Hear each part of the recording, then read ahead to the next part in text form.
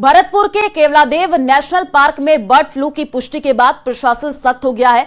पशुपालन विभाग ने संभाग के सभी जिलों में अलर्ट घोषित किया है और ये कदम इस महामारी के प्रसार को रोकने के लिए उठाया गया है ताकि पक्षियों के बीच संक्रमण न फैले।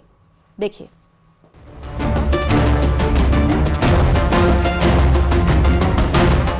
केवलादेव नेशनल पार्क में बर्ड फ्लू की पुष्टि। एक पक्षी में मिले एवियन इन्फ्लुएंजा के लक्षण। जांच के लिए भेजे गए थे मृत पक्षियों के सैंपल।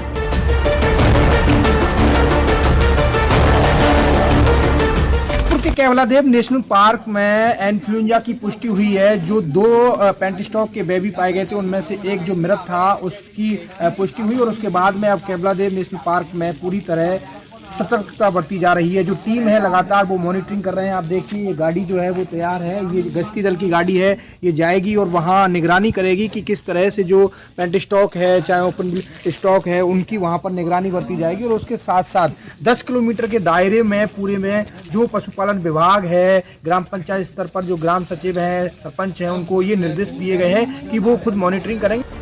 केवलादेव पक्षी विहार में एवियन इन्फ्लुएंजा वायरस की एंट्री हो चुकी है। एक हफ्ते पहले घना से 2 मृत पक्षियों के सैंपल जांच के लिए भेजे गए थे, जिसमें से पेंडेट स्टार्क में एवियन इन्फ्लुएंजा संक्रमण की पुष्टि हुई, जिसके बाद केवलादेव पक्षी उद्यान प्रशासन की चिंता बढ़ गई। इसके साथ ही विभाग ने घना में अलर्ट जारी कर दिया। विभाग ने 100 पक्षियों के सैंपल और मृत पाए गए पक्षियों के सैंपल भोपाल परीक्षण लैब को भेजे थे, जिनमें से एक मृत पक्षी में एवियन इन्फ्लुएंजा के होने की पुष्टि हुई, जबकि 100 पक्षियों के बीट सैंपल की रिपोर्ट आना अभी बाकी है। जो प्रोटोकॉल्स कहते हैं, जो हमारे पास डेट सैंपल्स आए थे उनको हमने भोपाल भेजा था एनिमल हस्बेंड्री डिपार्टमेंट के द्वारा, तो वहाँ पर एक पॉजिटिव और एक नेगेटिव आया। इसकी वजह से हमने इन्वायरमेंटल सैंपल्स लिए थे हर जगह से, जो कि बीट्स के होते हैं, फेदर्स के होते हैं, डिफरेंट सैंपल्स होते हैं हर ब्लॉक से और डिफरेंट प्रजाति के पक्षियों के। जब उसकी रिपोर्ट एक बार अगर पॉजिटिव आ जाती है तो उसमें हम आगे चल के हमें जो अग्रिम कार्रवाई करनी होती है हम उसको करेंगे। अभी तक वो रिपोर्ट आई नहीं है, अंडर प्रोसेस है। जो भी उसकी प्रक्रिया होती है वो पूर्ण होने के बाद जब हमें प्राप्त होगी तो हम उस हिसाब से आगे कार्रवाई करेंगे।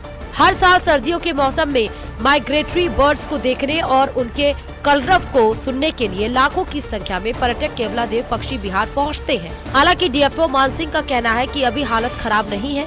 एहतियात के तौर पर लगातार टीमें गश्त कर रही हैं। हालांकि पर्यटकों को एडवाइजरी जारी की गई है, जिसके तहत पर्यटक पक्षियों के नजदीक न जाएं और पक्षियों के संपर्क से बचें।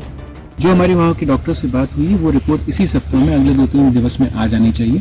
अगर वो रिपोर्ट नेगेटिव होती है ज़्यादातर सैंपल्स के लिए तो कोई बात ही नहीं है कि वो हो सकता है H5N1 किसी एक बर्ड में रिफ्लेक्ट हुआ हो, बाकियों में ना रहा हो। और अगर वो मेजॉरिटी ऑफ द सैंपल्स में आती है तो हमें प्रिकॉशनरी जो स्टेप्स लेने होंगे, प्रोटोकॉल जो कहता है, और डिस्ट्रिक्ट लेवल पर मीटिंग करके एनिमल हस्बेंड्री डिपार्टमैंट से मीटिंग करके हम उसके हिसाब से लेंगे।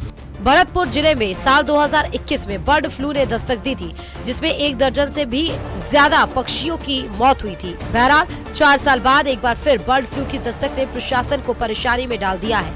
हालांकि 100 पक्षियों के बीच के सैंपल आने के बाद ही सही स्थिति का पता चल सकेगा।